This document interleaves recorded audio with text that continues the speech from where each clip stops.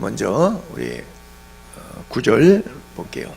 제가 계속 반복되니까 이것을 색깔로 이렇게 구분을 해봤죠. 조금 더 이해를 쉽게 하기 위해서 6가지 위에 무엇이든지 참되다, 경건하다, 옳다, 정결하다, 사랑받을 만하다, 칭찬받을 만하다, 그리고 무슨 덕이 있든지 기름이 있든지 이것을 생각하라. 그래서 자, 위에 참되다, 경건하다, 옳다, 정결하다, 요 4가지는 하나의 덕이죠. 그렇죠? 덕. 그렇죠? 그리고 밑에 2가지 5번째, 6번째 서 있는 사랑받을 만하다, 칭찬받을 만하다. 이것은 기림이라고 생각할 수 있죠. 덕은 우리 그리스도인들에게 가장 중요한 덕목이라 그러죠.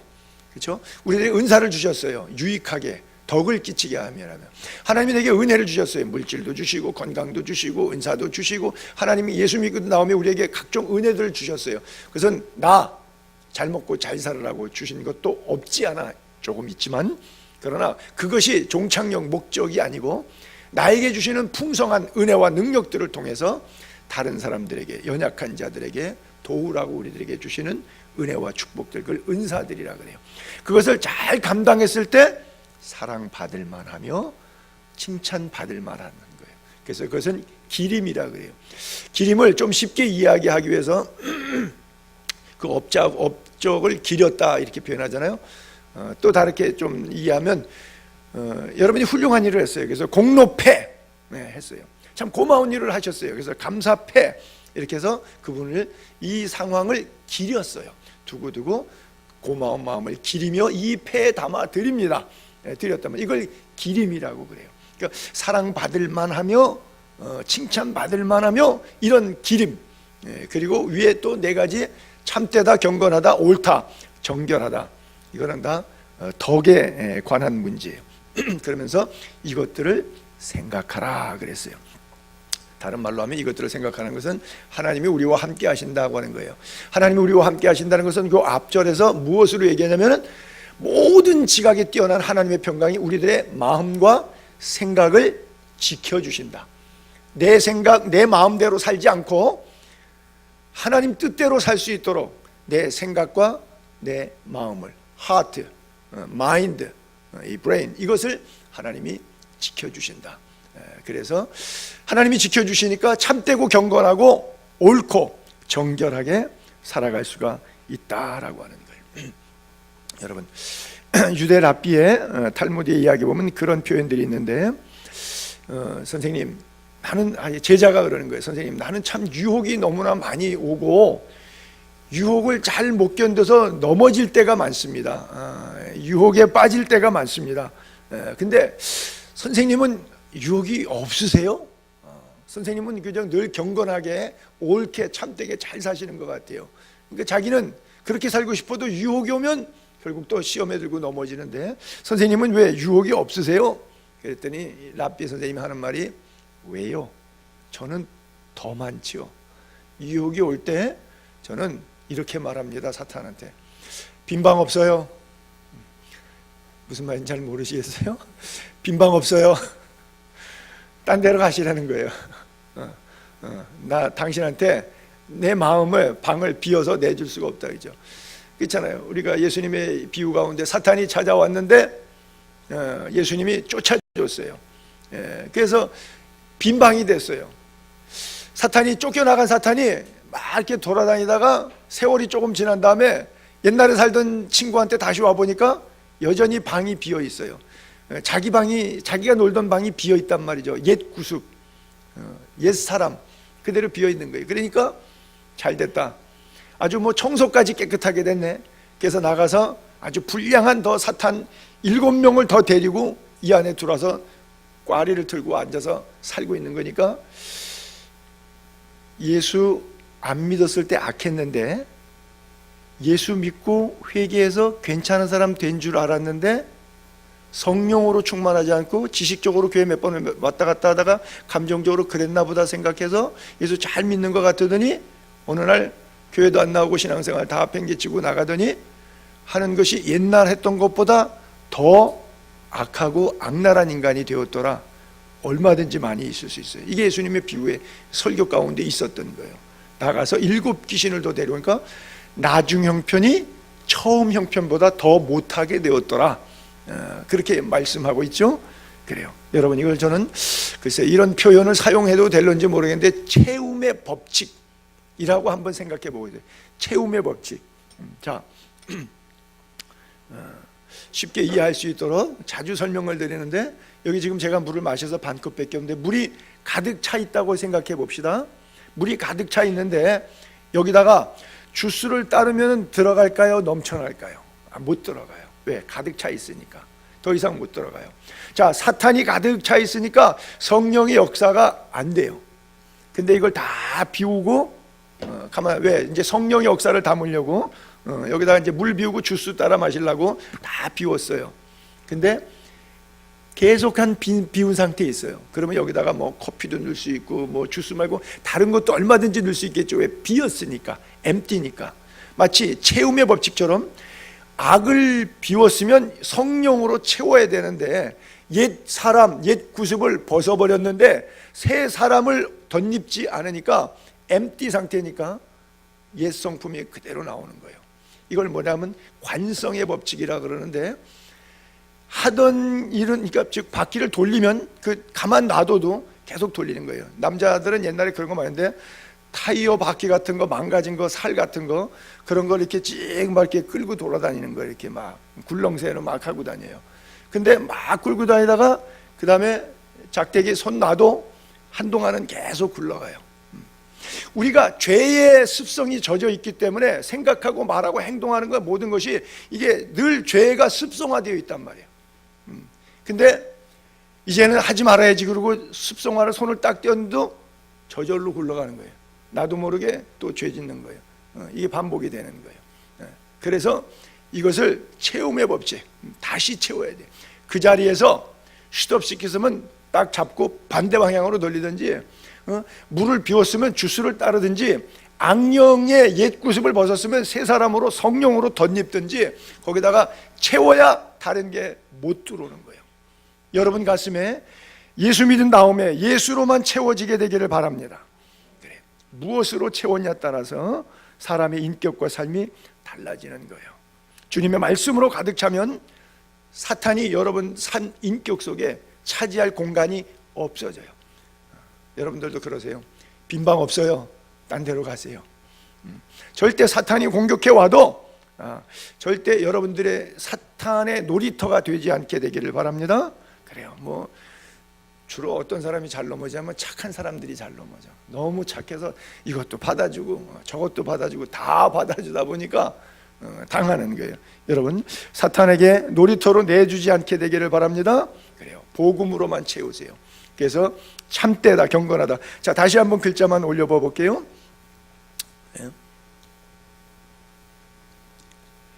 무엇에든지 참되다. 그렇죠. 우리가 참되다 생각하면 어떤 느낌을 떠올릴 수 있을까요? 언행이 일치되는 것을 얘기하죠. 참된 사람. 그러면 저 사람 말한 대로 행동해. 언행이 일치되는 사람을 주로 참되다. 어떤 의미에서는 사람은 언행이 일치되는 경우가 거의 없죠. 그렇다 보면 참됨은 사실 하나님의 속성이라고 볼 수 있죠. 그렇죠? 나는 참 포도나무요. 너희는 가지니. 참되다는 것은 언행의 일치인데 사실은 하나님의 속성이지만 하나님의 속성이 우리 안에 들어오면 믿는 자의 특징이 돼야 되는 거예요. 우리 예수 믿는 사람들의 첫 번째 특징이 참, 반대는 거짓이죠. 그렇죠? 참의 반대는 거짓이에요. 두 번째는 경건하다. 경건하다는 것은 뭐예요? 성경적 방식으로 살아가는 거예요. 살다 보면 성경은 오른쪽으로 가라 그랬는데 왼쪽으로 가는 게 편하니까 거기는 다른 길인데, 넓은 길인데 하나님이 가지 말라고 하는 좁은 길이 아닌 방향인데 간단 말이죠. 비성경적 생활의 반대, 즉 성경적 생활, 이것을 경건하다 우리가 이렇게 말하죠. 즉 의식주 삶의 전반에 있어서 세상적이지 않고 복음적, 성도, 거룩한 사람의 삶을, 라이프 스타일이 이렇게 옮아가는 것을 경건하다 그러죠. 그 다음에 옳다. 이것은 어떤 의미에서는 정의라고도 표현할 수 있겠죠. 정의. 그래서 믿는 사람이든 안 믿는 사람이든 모두가 보기에 합당한 그런 삶을 살아야 되는 거예요. 그래서 옳은 사람은 이웃에게 해악을 끼치지 않습니다. 왜? 옳게 살라고. 믿는 사람이든 안 믿는 사람, 교회 공동체 안에 우리들끼리든 이웃의 예수 안 믿는 사람들끼리든 모든 관계 속에서 정의감이 있어요. 그래서 내가 남에게 해를 끼치면 안 된다, 손해 끼치면 안 된다, 옳게 살려고 몸부림치는 것이 있어야 돼요. 무엇에든지 옳으며 또 무엇에든지 정결하며, 어떤 의미에서 이건 도덕적 순결까지 표현하고 있다고 볼 수가 있죠.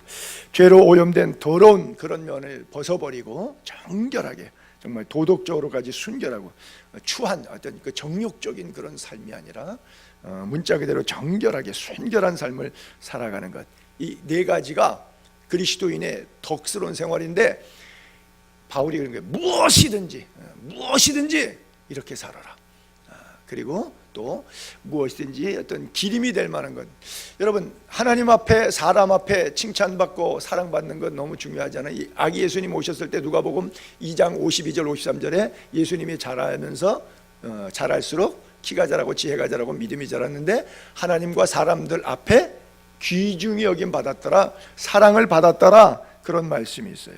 그래요. 여러분들의 신앙생활이 하나님 앞에 연락되는 생활이, 여러분 교회 나와서 예수 믿는데 주일날도 이렇게 오후까지 남아서 예배 드리는데 하나님 사랑 못 받으면 안 되겠잖아요. 하나님의 사랑 받으셔야지. 무슨 일을 해도 신앙생활 공동체 안에서 사랑받을 만한, 하나님의 사랑을 넉넉히 받는, 그렇게 해서 성도 사이에 친절하고 그리고 겸손한 사람.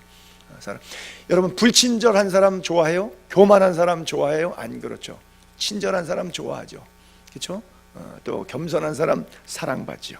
그리고 또 칭찬받을 만하며 좋은 평판. 신앙생활하면서 사람들이 이런 거 굉장히 좋아해요. 칭찬받는 거 참 좋아해요. 그렇죠? 뭐 공개적으로 목사님이 광고 시간에 이렇게 칭찬해주면 뭐 기분 나쁠 게 없죠. 칭찬해줘요. 근데 여러분, 이 칭찬 속에 헛된 영광이 들어있지 않는가 잘 고민해 볼 필요 있어요.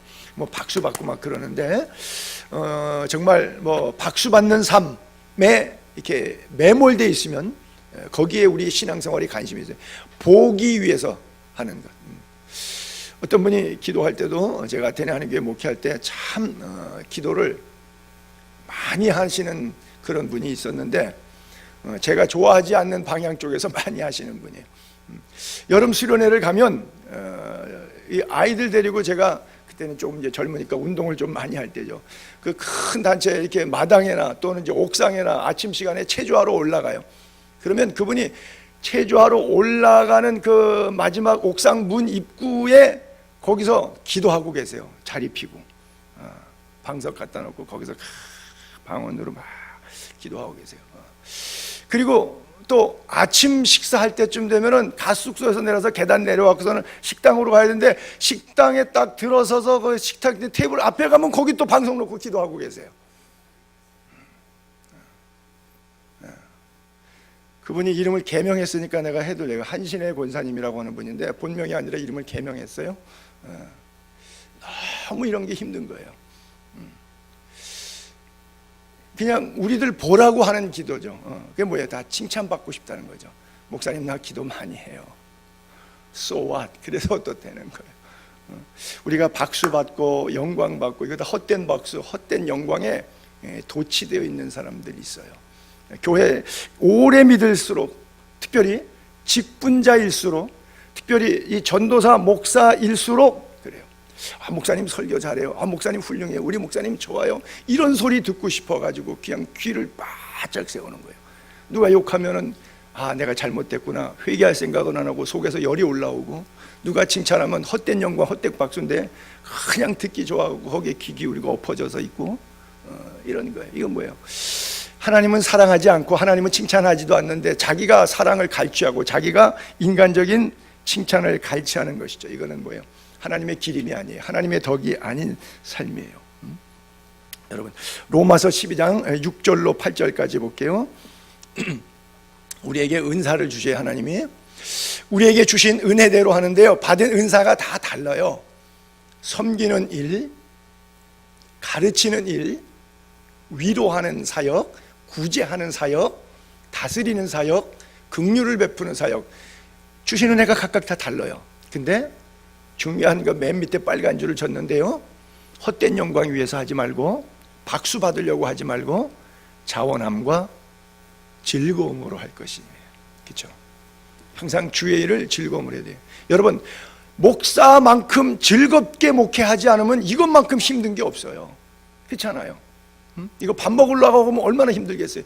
여러분들이 예수 그리스도 안에서 교회 공동체를 섬길 때에 사람에 보이게 하는데 즐겁지 않은데, 뭐 내가 회장이니까 해야 되고, 또 전도사니까 해야 되고, 내가 장로니까 해야 되고, 권사니까 해야 되고, 그래도 이름값은 해야 되잖아.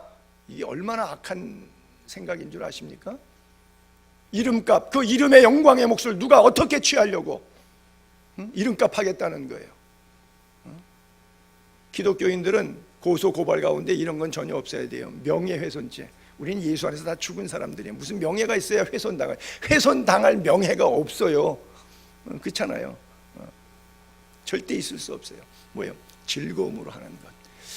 은사가 다 각각 다르고 은혜가 다 각각 다르기 때문에 그 각각 다름을 서로 인정하면서 믿음의 분량대로 주신 은사들, 탈란트들, 1달란트 맡았던 2달란트 맡았던 5달란트 맡았던 엔조이 하는 거예요.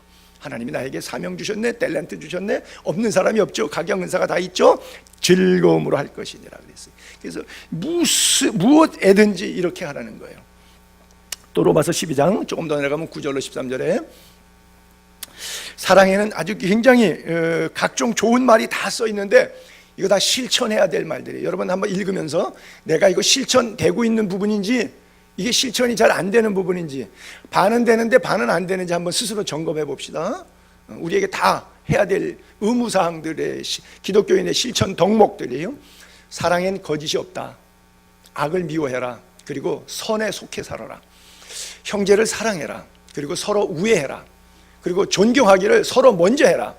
그리고 또 부지런하여 게으르지 말고 열심을 품고 주를. 여러분, 예수 믿는 사람은 더 성실해야 되고요, 예수 믿는 사람들은 더 정직해야 되고, 예수 믿는 사람들은 더 열심히 있어요. 열심을 품지 않으면 주님도 못 섬겨요. 더 부지런히 섬겨야 돼요. 그 다음에 아주 좋은 표현이요, 소망 중에 즐거워하며. 왜? 어떻게 즐거워할 수 있어? 주 안에서 즐거워할 수 있잖아요. 다른 말로 여기서 소망 중에라 그랬는데, 소망이 뭐예요? 우리의 소망은 하나님 나라예요. 우리의 소망은 예수님이에요.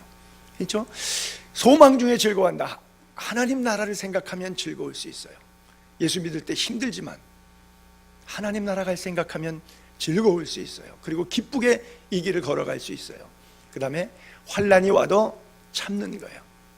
그 다음에 기도에 항상 힘쓰며. 사실은 여기서 제가 제일 중요한 단어라고 여러분들에게 강조하고 싶어요. 기도에 항상 힘쓰며. 기도의 줄을 놓친 사람은 인생줄 놓친 거고 생명줄 놓친 겁니다. 기도줄 잡은 사람은 생명줄, 은혜의 줄 다 잡은 거예요. 기도에 항상 힘쓰게 되기를 바랍니다. 여러분, 다른 거 좀 놓쳐도요, 다른 거 조금 부족해도, 다른 시간 바쁜 거 조금 이렇게 절제해서 조절해도요, 기도에 집중하세요. 기도에 항상 힘쓰는 예수의 교회 성도님들 될 수 있기를 바랍니다. 그리고 성도에 쓸 것을 공급하며, 공급받으려고 하지 말고, 나도 힘들지만 나보다 더 어려운 형제가 있다면, 나보다 더 어려운 자매가 있다면 어떻게 공급해 줄까? 어떻게 도움이 될 수 있을까? 여기에 초미의 관심을 가지고 성도들의 피차 쓸 것을 공급하며. 초대교회는 가난한 사람이 없었다 그러잖아요. 사실은 다 경제적으로 가난한 사람들이에요. 근데 성경에 가난한 사람이 없다고 그래요. 왜? 성도들의 쓸 것을 필요에 따라 공급하는 사람들이 적재적소에서 요소에서 활동했기 때문에 그래요. 초대교회는 참 아름다운 교회예요. 손 대접하기를 힘쓰라 그랬어요. 그래요. 부르심의 이유와 부르심의 소망에 관한 이유를 묻는 사람들에게 어떻게 살아야 될 건지, 이것을 분명히 실천사항 덕목들을 거기 기록하고 있죠. 자, 이것을 한마디로 요약을 했을 때 이렇게 표현할 수가 있겠죠. 즐거워하는 사람, 잘 되는 형제 자매가 있으면, 옆에 신앙생활할 때 잘 나가는 사람이 있으면 함께 즐거워해 주세요. 누가 잘 나가면 배가 아파갖고 사촌이 땅을 사면 배가 아프다는 식으로 씩쭉하고 이러지 말고, 잘 되는 사람이 있으면 진심으로 축하해 주시고 함께 즐거워해 주시고, 힘들어서 아파하고 우는 사람들이 있으면요, 같이 울어주고요. 힘들어서 아파 죽겠는데 거기 가갖고서는 뭐 불난 집에 부채질 하듯이 뭐 거봐 회개하라 그랬잖아 이딴 소리 하지 마시고 그냥 옆에서 같이 묵묵히 울어주는 거예요. 우는 자들과 함께 울고. 그래서 악에게 지지 말고 선으로 악을 이기는 것, 이것이 무엇이든지 참되게 살아가는 우리 그리스도인의 모습이에요. 그런데 이게 잘 안 돼요. 어떻게? 늘 항상 기도하면서 하나님, 내가 이게 성품이 부족해서 사랑하고 싶지만 사랑이 안 돼서, 관용하고 싶지만 관용이 안 돼서 하나님께 늘 기도로 나아가세요. 하나님, 날 지켜주세요. 내 마음과 생각을 지켜주세요. 하나님, 나 붙들어. 내 힘으로는 용서할 수 없고 내 힘으로는 사랑할 수 없지만 십자가의 보혈, 십자가의 능력으로 사랑할 수 있는 권능을 주세요. 여러분, 시편 127편 1절을 보면요, 하나님이 성을 지켜주셔야지, 하나님이 성 안 지켜주면 파수꾼이 남한산성에 빼곡이 올라가서 성 다 지켜봐야 헛거예요. 여러분, 남한산성 올라가면 그 병자호란 때 임금님 피난 와가지고 있었던 스토리 있잖아요. 그래서 청나라에서 와가지고 그냥 포격하니까 그냥 앞발 뒷발 다 들잖아요. 손발 다 들고서는 그냥 그러고 나오잖아요. 군사들이 다 지키면 뭐 할 거예요? 군사들이 다 지키면 뭐예요? 아무 소용이 없어요. 내가 내 집을 지키고 내 성을 지키고 내 재산을 지킨다고 해봐야 뭐할? 하나님이 지켜야 돼. 파수꾼의 경성함이 헛되지 않도록 하나님이 나의 삶을, 인격을, 가정을, 내 성을 지켜주시도록 하나님께 늘 기도로 깨어있게 되기를 바랍니다. 자, 그 다음에 9절, 너희는 내게 배우고 받고 듣고 본 바를 행하라. 그리하면 평강의 하나님이 너희와 함께 하시리라 그랬어요. 내게, 여기 내게는 바울을 얘기하는 거죠. 사도 바울에게 배웠어요. 사도 바울에게 받았어요. 사도 바울에게 들었어요. 사도 바울을 통해서 봤어요. 사도 바울이 행동하는 것처럼 행동하라. 여기 지금 5가지를 얘기하고 있는데, 이 목회자에 관한 얘기인데, 목회자의 사적 지시사항을 들으라는 얘기가 아니고, 바울이 말하는 것은 하나님의 말씀에 순복하라고 하는 이야기예요. 사실 우리가 순복이라고 하는 단어는 여자의 이름이 아니고 순종하고 복종한다고 하는 거예요. 순수한 마음으로 복종하는 순종, 복종, 그것을 갖다가 순복한다 그랬는데, 바로 저 5가지의 것들을 통해서 우리가 하나님의 말씀에 순복하는 걸 배워야 된다라고 하는 거예요. 자, 첫 번째 보게 되면 무엇을 배웠는가, 그렇죠? 여기 배우고 받고 듣고 본 바 행하라 그러니까 무엇을 배웠는가 그래요. 여러분 뭘 배웠어요? 지금 사도 바울이 빌립보 교회 교인들에게 너희는 내게 배운 것 이렇게 말하고 있잖아요. 자, 여러분은 성경을 통해서 무엇을 배웠습니까? 성경의 핵심은 이런 거겠죠. 자, 우리 에베소 4장 18절로 20절을 한번 볼게요. 그들의 총명이 어두워져 가지고 그들 가운데 있는 무지함, 마음이 굳어짐으로 말미암아 하나님의 생명에서 떠나 있도다. 우리가 예수 믿기 전의 모습들이에요. 예수 믿기 전의 모습들이에요.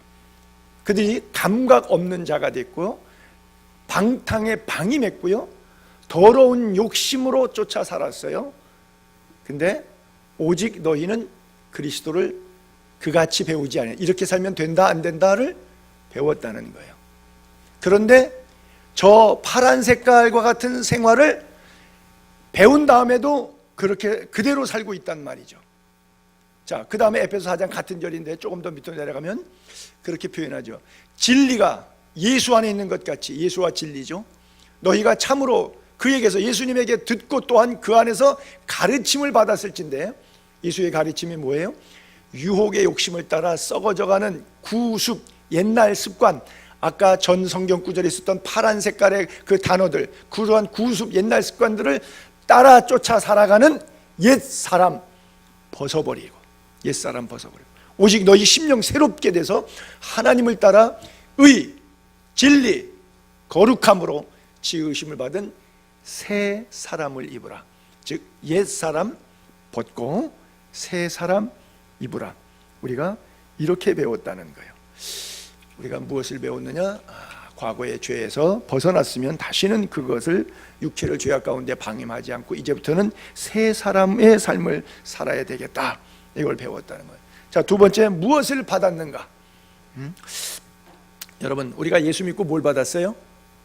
예수란 뜻이 뭐예요? 구원이죠. 구원 받았어요. 여러분 다 예수 믿고 지옥 가야 되는데 이제 천국 가게 다 구원 받았어요.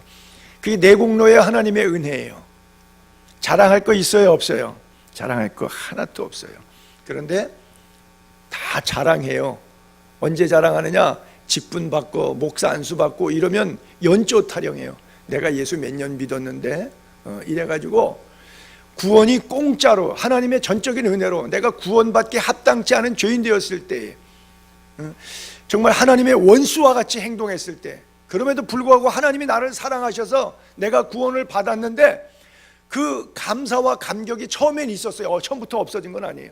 근데 예수 믿은 지 5년이 되고 10년이 되고 직분 받고 교회 일 하다 보니까 잊어버렸어요. 구원의 감격을, 첫사랑을, 하나님에 대한 첫사랑을 잃어버렸어요. 이것을 다시 회복하라는 거예요. 사도 바울이 내게서 뭘 배웠는지, 너희들이 받은 것이 어떤 것인지. 가장 귀한 선물, 크리스마스의 최고의 선물이 뭐예요? 예수님이 우리에 오신 거예요. 우리 인생의 믿음의 최고의 선물이 십자가가 우리의 최고의 선물이에요. 그러니까 부활은 보너스로 자동적으로 받아서 예수 안에서 내가 죽고 내 안에 예수 부활처럼 나도 부활할 수 있는 영광을 받았잖아요. 이것보다 더 큰 은혜가 어디 있어요? 이걸 잃어버리다 보니까 연조 타령, 직분 타령하고 시기 질투 알력 이런 싸움들을 하는 거예요. 허망된 것 때문에. 자, 세 번째는 무엇을 들었는가 하는 거예요. 믿음은 어디서 나온다고요? 믿음은 들음에서 난다. 들음은 무엇을 들어야 되냐? 그리스도의 말씀을 들어야 되는 거예요. 요즘에 뉴스도 가짜 뉴스가 하도 많이 나오죠. 그래서 뭐 가짜 뉴스가 많이 떠돌고 그러는데 바른 정보를 듣기가 어려운 세대입니다. 그것은요, 비단 대한민국만 있는 게 아니고요, 미국 가도 있고요, 그리스 가도 있고요, 전 세계 어디 가도 가짜 뉴스 다 있어요. 뭐 한국만 있는 게 아니에요. 뭐 특이할 거 하나도 없어요. 무엇을 들었느냐? 그렇죠? 우리 윤정보 형제가 고개를 끄덕끄덕 그러는데 우리 아마 중국은 더 있을 거예요, 그렇죠? 가짜 뉴스가. 그러니까 이게 분별을 잘하고 들어야지. 이게 영안이 안 열리면 잘 안 들리는 거예요. 믿음이 들음에서 나는데 듣는 것은 그리스도의 말씀이에요. 근데 이 말씀을 듣긴 들었는데 나에겐 적용하지 않고 남에게만 적용하려고 그래. 즉 말씀에 내가 순종해야 되는데 나는 순종하지 않고 남에게 이 말씀대로 살라고 지적질하는 데 쓴단 말이에요. 이게 뭐예요? 악용한다고 하는 것이죠. 제가 늘 말씀드리죠. 율법 사용 설명서 나에게는 스트릭하게 적용하고 꼭 그렇게 살아야 되는 말씀이라고 생각하고, 똑같은 범죄가 상대방이 저질렀을 때는 내가 그래서 용서하고 기도하는 마음으로 용서해 줄 뿐이고, 그리고 하나님께서 알아서 하실 문제로 맡겨야 되는데 내가 원수를 갚아버리면 안 되는 거예요. 왜 농담에 그런 게 있잖아요. 가난한 사람이 먹을 게 없는데 보니까 옆에 부자가 있는데 손에 빵이 2개, 3개 많이 있더래요. 그걸 좀 나눠주면 좋겠는데 이 부자가 잘 안 나눠준단 말이죠. 그러니까 이 가난한 사람이 성경을 펼쳐갖고 읽는 거예요. 내 이웃을 내 몸과 같이 사랑하라. 내 이웃을 내 몸과 같이 사랑하라. 자꾸 옆에 사람 들으라고. 그러니까 이 부자가 빵 많이 갖고 있다가 자기 달라는 얘기잖아요, 성경을 인용해서. 그러니까 이 친구도 또 마음이 불편하니까 머리 써서 자기도 성경책 쫙 꺼내놓고선 또 읽는 거예요. 내 이웃의 것을 탐내지 말라. 내 이웃의 것을 탐내지 말라. 똑같은 싸움이에요. 그렇죠? 우리는 예수 믿으면서 이 싸움을 계속 끝까지 하는데 나중에 이 문제를 어디까지 가져가냐면 주님이 심판대 앞에까지 가져가요. 그리고 주님이 지적을 해줘요. 이게 왜 율법 사용 설명서대로 사용하지 않았느냐고 지적해 주는데 자기가 지적을 들을 때 몰라요. 왜 지적을 받는지를. 그 정도로 아둔해지는 거예요. 주님이 지적해 줘도 몰라요. 말씀이 임해도 행동하지 않습니다. 실천하지 않습니다. 그렇죠? 무엇을 들었는가 굉장히 중요해요. 이게 고질병입니다. 듣는데 삶으로 옮아가지 못하는 게 참 문제예요. 그렇죠? 영적 분별이 필요하고요. 자, 또 네 번째, 무엇을 보았는가? 그렇죠? 여러분, 사도 바울이 다메섹 도상에서 비늘이 벗어지면서 하나님의 영광을 보고 안수기도 받는 가운데 성령의 임재를 느낍니다. 그렇죠? 바디메오 소경이 눈을 뜨고요, 실로암의 목가에 가서 장님이 눈을 뜨고 옵니다. 그리고 하나님이 행하신 일들을 그때 깨닫습니다. 사실 실로암에 갔던 소경이 왜 나는 나면서부터 장님이어야 하는가? 여러분, 나이가 40이 넘도록까지 나면서부터 장님으로 살았어요. 인생이 얼마나 힘들었겠어요. 상상을 해보세요. 그런데 왜 나는 이렇게 살아야 되는가? 힘들게 살아갈 때 하나님께서 한 번에 실로암에서 답을 주시는 거예요. 하나님의 하시는 일을 너의 생애를 통해서 나타내기를 원했다. 그게 영안이 열리는 거예요. 그리고 다메섹 도상에서 사도 바울이 일생에서 다시 율법적인 삶을 살다가 하나님의 은혜의 자리로 돌아오게 된 거예요. 그래서 임금들과 이방인들에게로 나가서 복음을 증거하는 자로 나의 택한 그릇으로 세웠느니라 주의 음성을 듣고 그때 성령의 충만함을 입어 평생 사도로서 마지막 로마에서 목 잘려 순교할 때까지 하나님의 영광을 보고 나아갑니다. 믿음의 사람들이 예수 믿기 전에 영안이 닫혀 있었는데 영안이 열린 다음부터는 마지막 주 앞에 서는 순교의 현장까지 보았어요. 무엇을? 이 길 끝에 서 계신 주님을 보았어요. 저는 우리 신학생들에게 얘기할 때 그 얘기를 참 많이 하는 편인데요, 여러분들 이 눈앞에 이렇게 보니까 여긴 예배당 아니고 성도님들이 앉아 계시고 의자가 보이고 뭐 이런 게 보이는 게 아니고 이 길 끝에 손용삼이 걸어가야 하는 인생의 끝길에서 누가 서 있는지 보이면 좌충우돌하지 않을 수 있어요. 그렇잖아요. 이 길 끝에 누가 서 있는지가 보이면, 이게 안 보이니까 이스라엘 백성들 40년 동안 모세는 구름기둥 불기둥 속에 역사하시는 하나님의 임재를 느껴서 하나님을 봤어요. 모세와는 하나님께서 뭐라 해요? 내가 대면한 사람이라 그랬어요. 대면하여 말한 사람은 모세.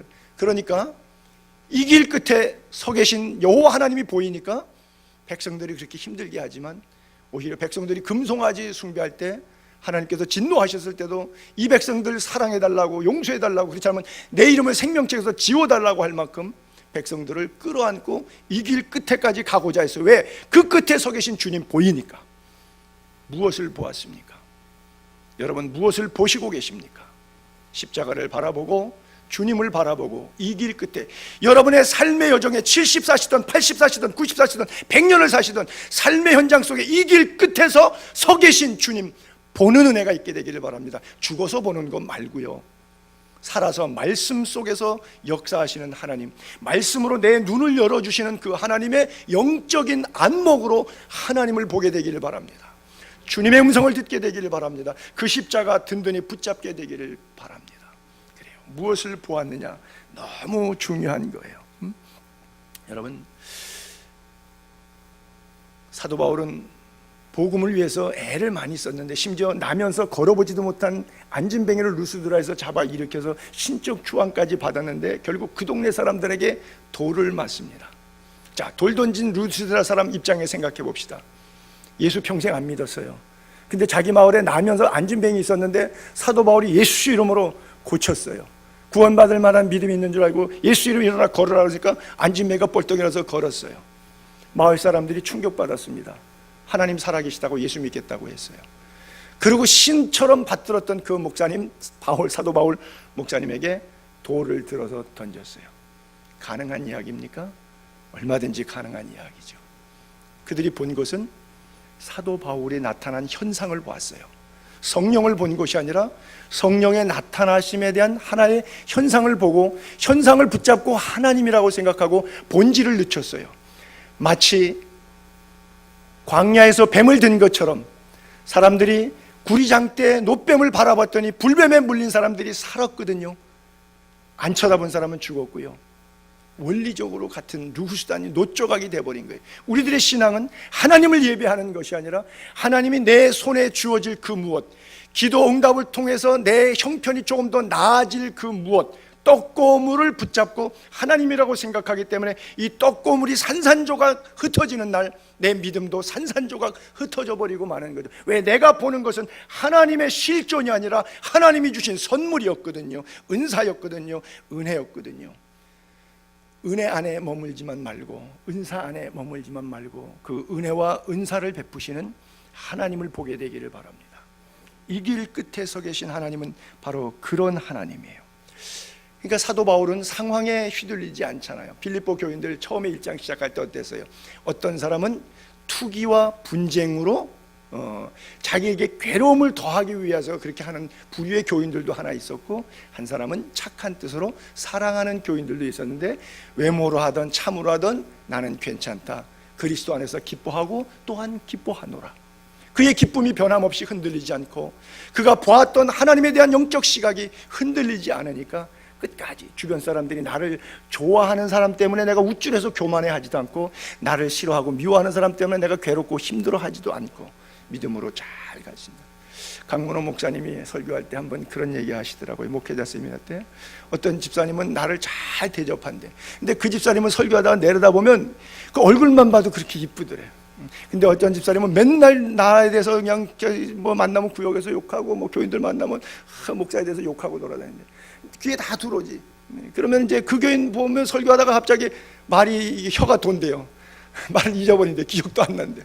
화가 나가지고. 그래서 자기는 그때부터는 한쪽 방향으로만 대고 설교하기 시작했다고.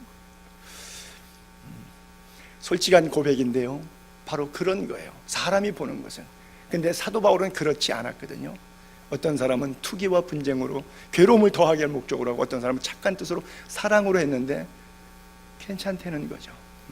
어떤 방도로 했든지 그리스도만 증거될 수 있다면 내가 뭔데 그리스도 영광의 자리에 어떻게 차지하겠느냐 하는 것이죠. 그러니까 복음만 증거될 수 있다 그러면 뭐 어떤 방도로 하든 나는 기뻐하고 또 기뻐할 수 있다. 그렇죠. 이것이 바라봄의 법칙에 있어서 바른 시각 조명이 되었을 때 가능한 거예요. 여러분들의 시각이 그리스도로 교정될 수 있게 되기를 바라고 십자가로 향할 수 있게 되기를 바랍니다. 끝까지 우리가 믿을 수 있는 것, 끝까지 붙잡을 수 있는 것, 예수 그리스도의 십자가의 힘을 믿게 되기를 바랍니다. 다섯 번째가 무엇을 행하는가이죠.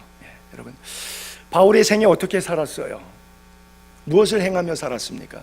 너는 내게 본 바 들은 바 이것을 다 행하라 그랬는데 바울처럼 행하라는 거예요. 바울은 자신을 위한 이기적인 삶을 살았습니까? 복음을 위한 삶을 살았습니까? 그것을 이야기하고 있는 거예요. 내가 복음을 위해서 살지 나를 위해 살지 않다. 하나님의 영광을 위해 살았지 나의 개인적인 영광을 위해 살지 않았다. 그렇기 때문에 선교적 삶을 살았다. 육신의 일을 행하는 자는 육신의 열매를 맺을 것이고, 영의 일을 행하는 자는 신령한 열매를. 육신의 일은 사망이요 영의 일은 생명과 평안이라고 사도 바울이 강조합니다. 그래서 육신의 일에 너무 매달리지 말고 영적인 일에, 선교적 삶에 복음을 위한 삶으로 살아라, 그렇게 이야기하고 있어요. 많은 사람들이 보고 은혜 받고 깨닫는 것과 그래서 하나님이 주신 힘과 은혜와 능력 가지고 사용하는 용처는 달라요. 정말 힘들어서 하나님 금식하면서 매달려서 기도해서 하나님께서 불쌍히 여기시고 은혜를 베풀어서 그 문제를 해결해 주시고 좀 숨 쉴 만큼 해주시면 그것 갖고 자기 오락하러 돌아다닌다고 바빠. 정욕대로 살고 돌아다닌다고 바빠. 하나님의 영광에는 도저히 관심이 없어요. 그게 바로 오병이어 기적에서 떡 먹었던 인간들이에요.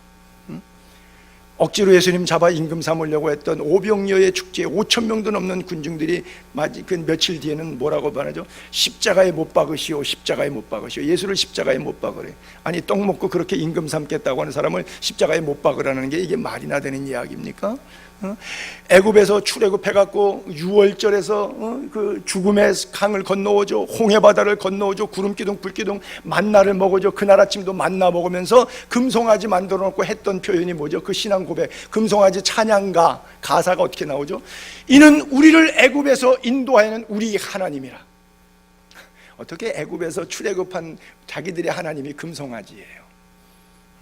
그렇게 안 보여요? 그렇게 몰라요? 어떻게 그렇게 말할 수 있어요? 그런데 그렇게 말했잖아요. 그날 아침에 하나님의 은혜를 먹으면서 만나 먹으면서 구름기둥 불기둥 인도함 받으면서 그러는 은혜를 헛되이 받는 자가 너무 많은 세대예요. 그래요. 결론적인 말씀, 마지막 9절 말씀, 그 9절에 평강이 하나님이 너희와 함께 계시라는데 제가 7절까지 같이 오버래핑 시켰어요. 우리가 오전에 읽었던 마지막 9절이었는데 평강, 하나님의 평강 이렇게 나오고 7절에는 9절에는 평강의 하나님, 결국은 하나님의 평강의 하나님이 지켜주신다고, 우리와 함께 하신다고 하는 것이거든요. 여러분, 이게 가장 위대한 축복입니다. 믿습니까? 임마누엘 믿으시기 바랍니다. 그래요, 평강. 예수님이 갈보리 십자가 지시고 부활 승천하신 다음에, 승천하시기 직전에 부활하시고 제자들에게 나타나셔서 뭐라고 말씀하시세요? 평강이 너에게 있을지어다 그랬어요. 평강이 너에게 있을지어다. 그리고 숨을 내쉬면서 성령을 받아라, 그렇게 말씀하셨잖아요. 기억나시죠? 그래요. 즉 사망 권세 깨치시고 부활하신 예수님의 첫 일성이에요. 우리 인류를 향해서 주셨던 메시지가 이제는 죽음은 끝났다. 이제는 사망 권세는 더 이상 효력 정지다. 끝났다. 이제부터 너희 앞에 시온의 대로 평강이다. 하나님의 평강의 하나님이 우리와 함께 하신다. 예수님이 부활하셔서 제자들에게 선포하셨고, 그 선포의 사도들의 은혜가 바울에게까지 흘렀고, 바울이 오늘 생명을 내려놓는 마지막 순간에 로마의 감옥에서 빌립보서 쓰면서 제자들에게 그렇게 말합니다. 하나님이 지켜줄 거야. 하나님이 함께 하실 거야. 그 하나님은 어떤 하나님이냐? 모든 문제를 완벽하게 해결하신 완전한 평강의 하나님이시다. 그렇게 말씀하고 있어요. 샬롬, 온전한 샬롬입니다. 모쪼록 이 샬롬의 은혜가 여러분들의 생애를 가득 흘러넘쳐 덮어지기를 주의 이름으로 축복합니다.